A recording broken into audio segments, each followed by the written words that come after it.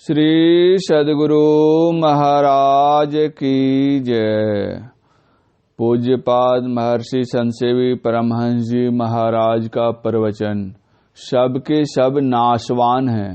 आदरणीय सज्जनवृंद तथा आदरणीय माताओं एवं भक्तिमती बहनों, जिस फाटक से हम लोग प्रवेश करते हैं वहां पर लिखा हुआ है यह संत मत का सत्संग है। संत मत के संबंध में गत कल संध्या काल कह चुका हूं। आज अभी के सत्संग के संबंध में सुनिए। सत्संग में दो शब्द है, सत और संग। सत क्या है? भगवान श्री कृष्ण ने श्री गीता में बतलाया है, नास्तो विद्यते भावा ना भावो विदेशतः।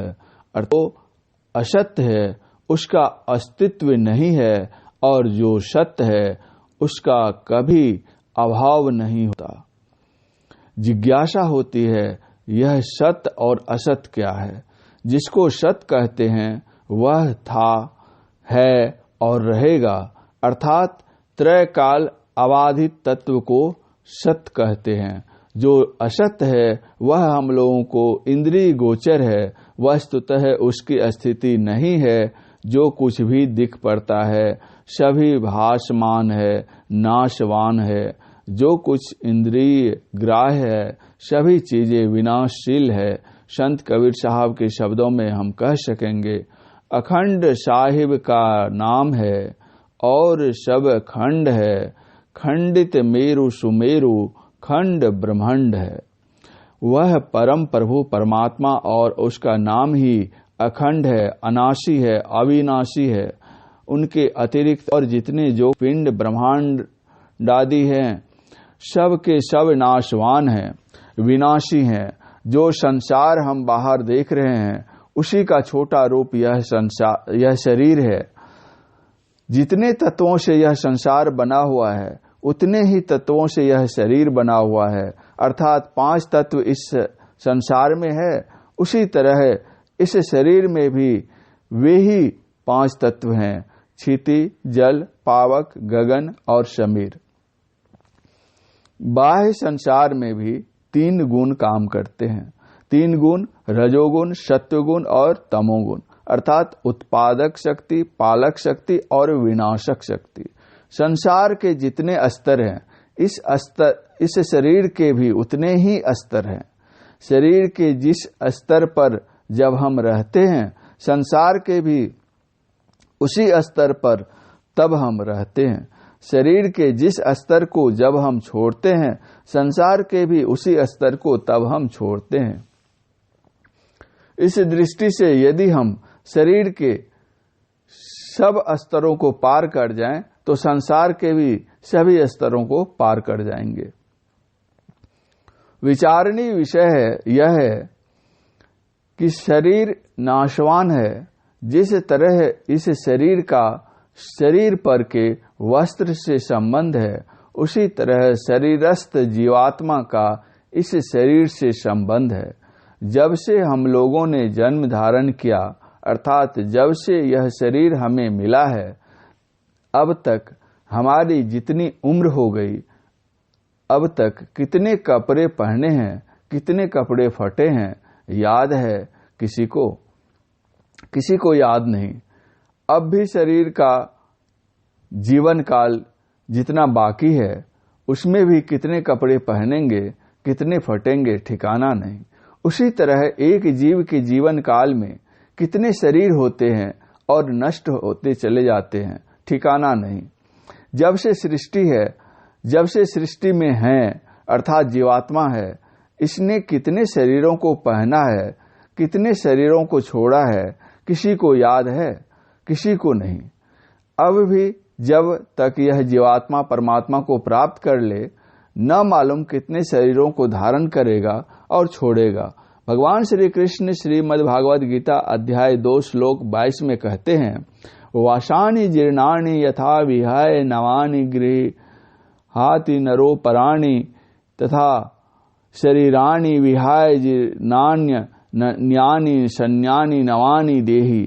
अर्थात जैसे मनुष्य पुराने वस्त्रों को त्याग कर दूसरे नए वस्त्रों को ग्रहण करता है वैसे ही जीवात्मा पुराने शरीरों को त्याग कर दूसरे नए शरीर को धारण करता है। जरा सोच कर देखिए, अभी हमारे शरीर पर जो वस्त्र हैं ये कैसे हैं? हमारी जैसी कमाई है, यानी कमाई के अनुसार हमारे शरीर पर वस्त्र है। यदि भविष्य में कमाई अच्छी होगी तो इससे भी अच्छे वस्त्र पहन सकते हैं। अगर घाटे की ओर चले गए तो इससे कम कीमत के कपड़े पहनेंगे। उसी तरह 84 लाख योनियों में घूमते घूमते भटकते भटकते यह सुंदर मानव शरीर मिला है, यानी यह सुंदर कपड़ा मिला है। गोस्वामी तुलसीदास जी महाराज ने अपनी प्रजा को उपदेश दिया था, आकर 4 लाख 84 जोनि भ्रमत यह जीव अविनाशी, फिरत सदा माया कर प्रेरा, काल कर्म स्वभाव गुण घेरा, कबहुक करि करुणा नर देही, देत इस बिनु हेतु स्नेही। अकारण ही स्नेह करने वाले ईश्वर ने हमको मनुष्य का शरीर दे दिया है। आज तो कृपा करके प्रभु ने हमको मनुष्य का शरीर दे दिया है। अगर हमारी अच्छी कमाई रही, अर्थात हमने भगवत भजन किया, तब तो इससे भी अच्छा शरीर हमको मिलेगा। अब हमारी कमाई अच्छी नहीं रही, अर्थात भगवत भजन नहीं किया, तो फिर संत कबीर साहब की वाणी चरितार्थ होगी। कहे कबीर चेत अजहू नहीं, फिर 84 जाई, पाए जन्म कूकर शूकर को, भोगेगा दुख भाई। वह कूकर शूकर शरीर भी मिलने को तैयार है। जैसे एक शरीर पर विविध कपड़े पहनते और फटते हैं, उसी तरह एक जीव के जीवन काल में विविध शरीर होते और नष्ट होते हैं। लेकिन हम स्वयं ईश्वर अंश जीव अविनाशी चेतन अमल सहज सुख राशि, जिसका अंश अजर अमर अविनाशी है, उसका अंश कैसा होगा? वह भी तो अजर अमर अविनाशी होगा, उसका भी कभी विनाश नहीं होता है। उस अविनाशी परमात्मा से अविनाशी जीवात्मा का संग कर दीजिए। यह भी सत्य है, वह भी सत्य है। इस सत्य का उस सत्य से मिला दीजिए, यह असली सत्संग हो जाएगा। श्रोतागण की ओर से श्री सद्गुरु महाराज की जय ध्वनि। हाथरस निवासी संत तुलसी साहब ने लिखा है, सत सुरत समझी सिहार साधो, निरखी नित नयनन रहो। इस सत्संग से उस सत्य से संग होना सर्वोच्च श्रेणी का सत्संग है। लेकिन लोग जो पढ़ते हैं प्रथम श्रेणी, द्वितीय श्रेणी, तृतीय श्रेणी, क्रम क्रम से बढ़ते जाते हैं, उसी तरह से वह तो सर्वोच्च श्रेणी है, पर उससे निम्न श्रेणी पहले और उसके बाद भी पहले निम्न श्रेणी चाहिए, तब क्रम क्रम से उठेंगे तो वह प्रथम श्रेणी का सर्वोच्च सत्संग है। वह कैसे होगा? किंतु यह सत्संग सर्वप्रथम सुलभ नहीं है। सुलभ क्या है? जिन्होंने अपने जीवात्मा को परमात्मा से मिलाया है वे सत्य जन हैं, सज्जन हैं। ऐसे सज्जन का संग करें। यह द्वितीय श्रेणी का सत्संग है। यह द्वितीय श्रेणी का सत्संग सुलभ नहीं है, क्योंकि संतों की पहचान बहुत कठिन है। आज हम जिनकी बड़ाई सुनते हैं, आगे चलकर कल उनकी ही कुछ और सुनने लग जाते हैं। कुछ दिन पहले एक अखबार निकला था, उसमें आजकल के बहुत से भगवानों के चित्र बने थे और नीचे लिखा हुआ था, हे भगवान, कितने भगवान। आज जिनको हम संत महात्मा कहकर उनके चरणों में सिर टेकते हैं, कल सुनने में आता है कि उनमें यह गंदगी है, तो हमारा विश्वास डगमगा जाता है। फिर वैसे संतों की खोज हम कहाँ करें? संसार में ऐसे संत नहीं हैं, ऐसी बात नहीं है। लेकिन हमारे पास कोई मीटर नहीं है कि हम जांच करके देख लें ये ठीक संत हैं या नहीं। कोई मैट्रिक पास, एमए पास का इंटरव्यू लेगा, क्या यह संभव है? एमए पास मैट्रिक पास का इंटरव्यू ले सकता है, लेकिन मैट्रिक पास का इंटरव्यू नहीं ले सकता। उसी तरह हमारी जो अध्ययन मनन की शक्ति है और जिन्होंने साधना की है, उनकी जो अनुभूति शक्ति है, हम कैसे जान सकते हैं? उनकी साधना शक्ति के मापदंड को हम कैसे नाप सकते हैं? इस ताल तलैया में जिस लग्गी से हम नाव खेते हैं, उसी लग्गी से समुद्र से जहाज को खेना क्या संभव है?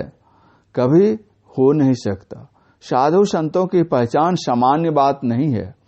और तो और हम अपने संगी साथी की पहचान नहीं कर सकते, जिनके साथ हम 24 घंटे रहते हैं। वर्षों से जो नौकर हमारे पास रह रहा है, उसकी पहचान हम नहीं कर सकते हैं।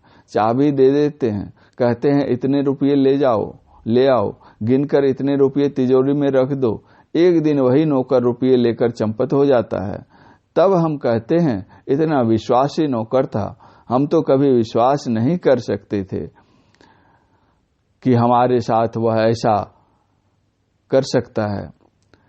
जब एक नौकर को हम नहीं पहचान सकते हैं जो हमारे अधीन 24 घंटे रहता है, तब जो एक संत हैं, महात्मा हैं, वे कहाँ तक पहुंचे हुए हैं, उनकी गति कहाँ तक है, उसकी पहचान हम कैसे कर सकते हैं?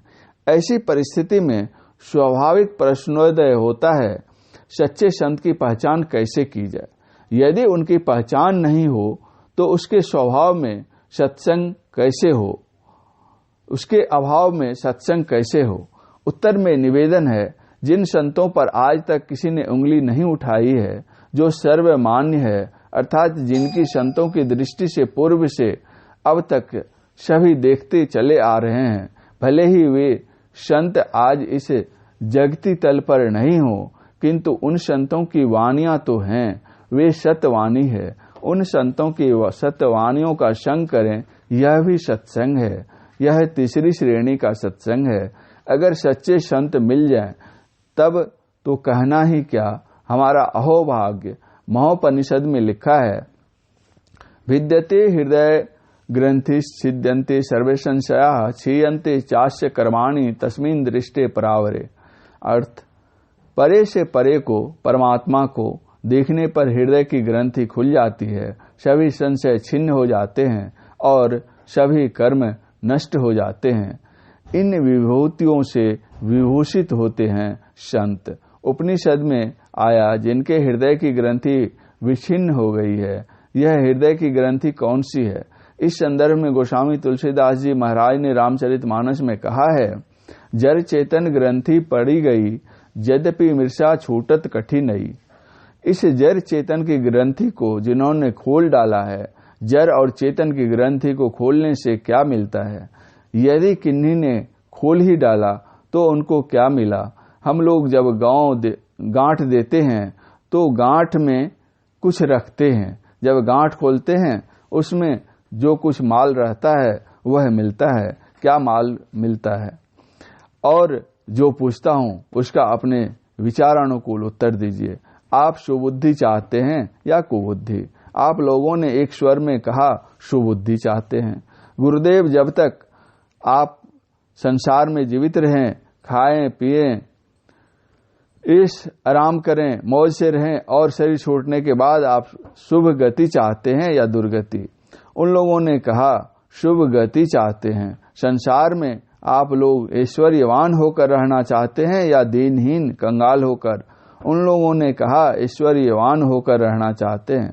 गुरुदेव ने पुनः पूछने की कृपा की, संसार में आप अपनी भलाई चाहते हैं या बुराई? उन लोगों ने कहा भलाई। गुरुदेव बोले, देखिए गोस्वामी तुलसीदास जी महाराज ने लिख दिया है, मति कीरति गति भूति भलाई, जब जेहि जतन जहां जेहि पाए, सो जानव सतसंग प्रभाव, लोकहु वेद न आन उपाऊ। अगर ये पांचों चीजें मिल जाएं तो और छठी क्या चीज चाहिए? उन लोगों ने कहा महाराज तब तो सब कुछ पूरा हो गया।